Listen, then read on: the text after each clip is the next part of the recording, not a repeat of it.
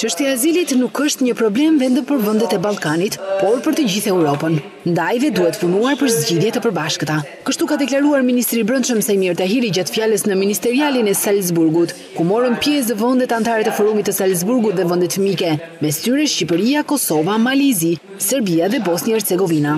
Ministri kërkoi nga vendet e Bashkimit Evropian të shkurtojnë afatet e shqyrtimit të kërkesave nga 6 muaj në 2 apo 3 javë.